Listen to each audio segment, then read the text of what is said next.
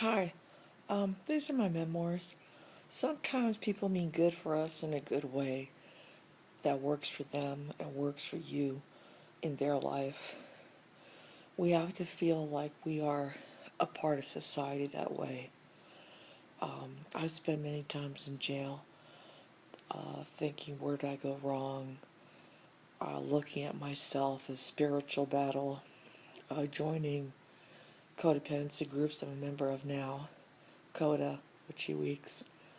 Um, the Tuesday night Bible study reading group, which I'm going to get myself into again shortly.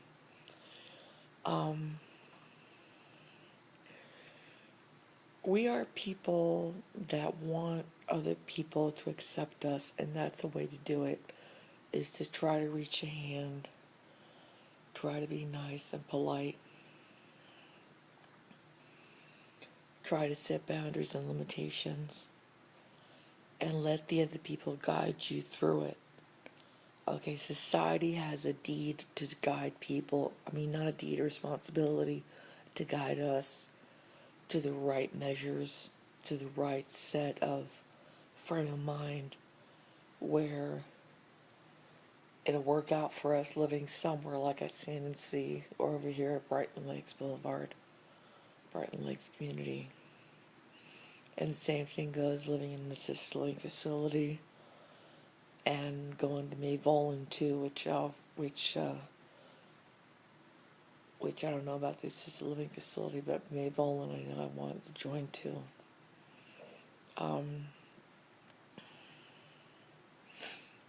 We need that kind of pressure in this world as a social significance. It's part of being political in this world. It goes along with the government, what's acceptable today, what's not acceptable today. Sometimes things never got nipped in the butt at a very young age group, or we just forget about it, or we think about something and we're not so sure that that was the way it was, if we got punished for it or not when we were younger, like throwing eggs at someone's house, you can get punished for that. Throwing eggs at a car, you get punished by the police force doing that too. It's called criminal mischief. I like to say that as an example, if I should ever come in contact where I would have to take over and help my girlfriend's kids live on in this world, I will support them. I will give them my example. I will sit them down and say, no, this is where I went wrong. And my dad wasn't here to help me out. Wayne was my only hope. He said, don't throw the eggs. And I went against this word and threw the eggs. Don't ever backstab the ones you love or the hand that feeds you. That's like the saying goes, to never poop on the hand that feeds you. Okay? You can't just say to him, okay, I won't do it, and then go behind his back and do it. You can't be that way any longer.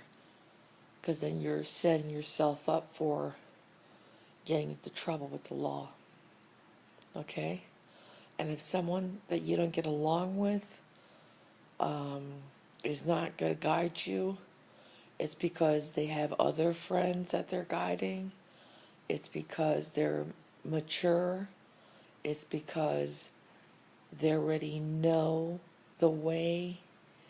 It's because they made up their mind that maybe things are alright with you and you don't have to impress them by being their friends or by being mean and pushing their buttons and saying you look like a fat hippopotamus, honey.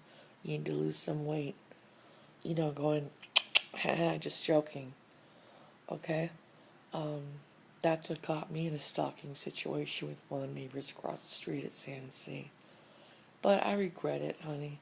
I was very immature at the time. I didn't realize I was pouring my heart and soul out to them. We were friends. We remained friends. And life seems to be a series of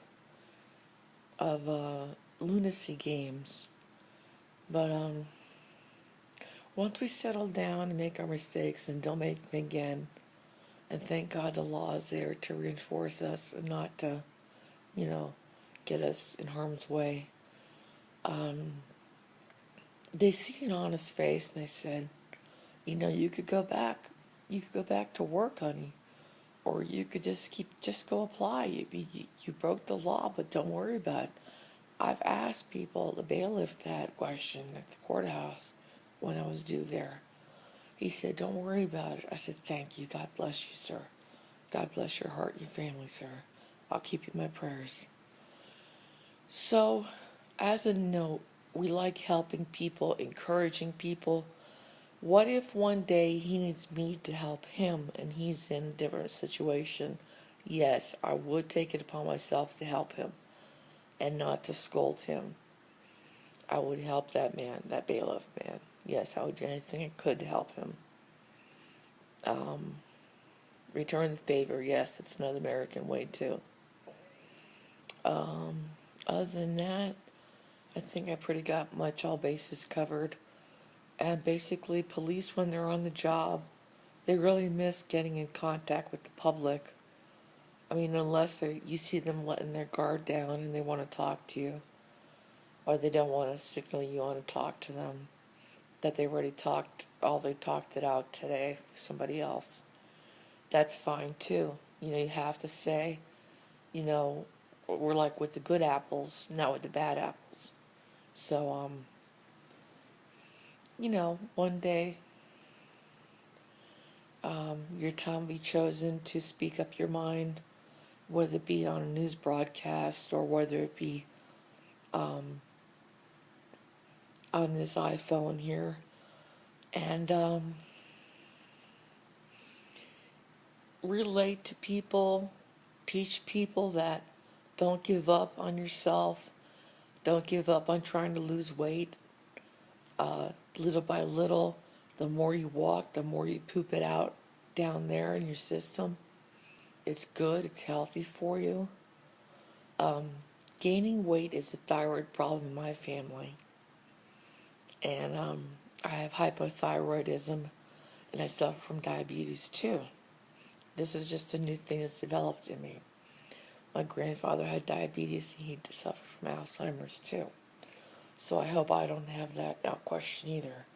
I have irritable bowel syndrome too. I developed that from my dad. So I got one of each gene inside of me that has those tendencies. And basically, people are made up of like DNA strands from our genealogy, from our parents, our great-great-grandparents, all the way down the tree. The tree like this, the tree of life, where we're right here, and here is mom and dad, or dad and mom right there, like a little square like that, a little triangle like that. Okay? So, you just gotta keep going on, being open-minded. If you don't think something's wrong the way you're living, and the police tell you there is something wrong with you, then honey, you need to get help. That's what I did. I went to a psychiatric nurse and I'm getting help from her. She's stabilizing me, my moods. So, it's as easy as that.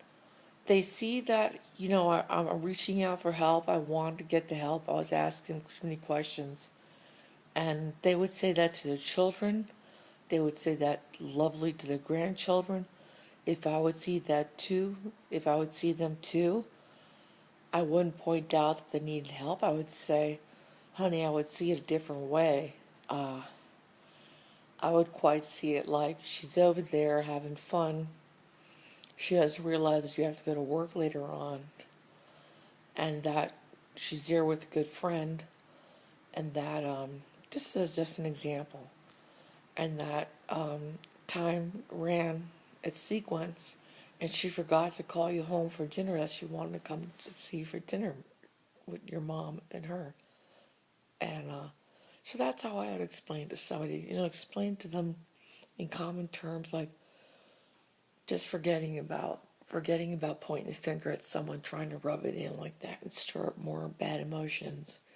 That's kind of ratty, natty, nasty, mean. And you don't want to do that with people. You want to be encourageable with people. You want people to read. You want people to learn about life, learn about their mistakes, learn about what kind of traits we have in our DNA strand in us where we can really change. We can change. You can really change your DNA strand. If you notice the same makeup coming on again, say, oh, there was a mistake again.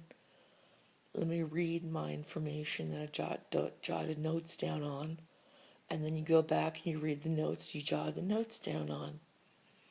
You know, it's that simple. So you just have to keep practicing, put it to practice. And that's college level style, what I'm into. That's successful living style skills. And that's just the way it goes. Like in the morning time, I wake up, I sit at the breakfast table, I say to myself, what is it exactly that I want to do during the day? Do I want to go for a walk around the block? Yes. Okay. Do I want to go get the mail a little later on around 10 o'clock? Yes. Do I want to go and go to the pool and exercise in the pool and socialize whoever's at the pool? Yes. But this doesn't happen every day. You have to pick a new activity every day, or as many activities as you can plan with exercise in it. Exercise at least 3 times a week, at least 3. So you have 3 different kinds of exercises to do. I have to go to the gym, bicycle ride, or I either go swimming at the pool. And if you have other clubhouse activities that you can do, try to find people where you want to read a book at the clubhouse, or try to find people that you want to socialize with and play cards at the clubhouse, or try to go to the pool and socialize at the pool. Just talk to them about whatever foods you like, whatever hobbies you're into. I like arts and crafts very much. Painting, I love painting. That part of arts and crafts I love. I have several paintings that I've made and that I might sell at the flea market over there at the Lake Worth Swap Shop. It only costs $5 to go in there. And, it's just a process of investing time with yourself. And, because as they say, time is of the essence, honey. Because when you pass away, you're going to say, shoot, I wish I could have painted. I never painted in my life. Sure, you can do it. You can do it if you save up some money for it.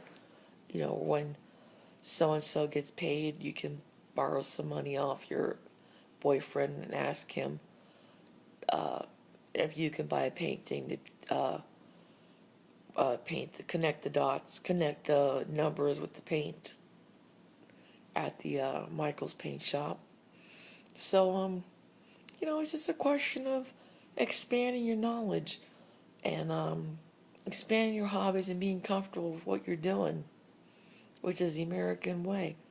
And it's giving to other people too advice, which is what a lot of people have given me advice in courthouses. And we want to see outstanding citizens. We want to see people resume a normal, stable lifestyle. And to do that, you have to be well-rounded. And well-rounded means having hobbies. It means getting in touch with your beautiful side. It means doing chores in the afternoon or by the evening. Right after supper, you do one chore, which is what I do. And then you take a shower, go to sleep, and, say your prayers before you go to bed, or read a little bit of prayer knowledge, or read the Bible as much as you can. And you always have something of intent and interest that you can think about. But basically, it takes 2 days for it to reach the hypothalamus, brain gland, back here in the neck area. Right back there, a little stem like that. It looks like a little worm back here in people's brains. It takes 2 days for it to reach information for you to make a decision on what you want to do with your life. So do it.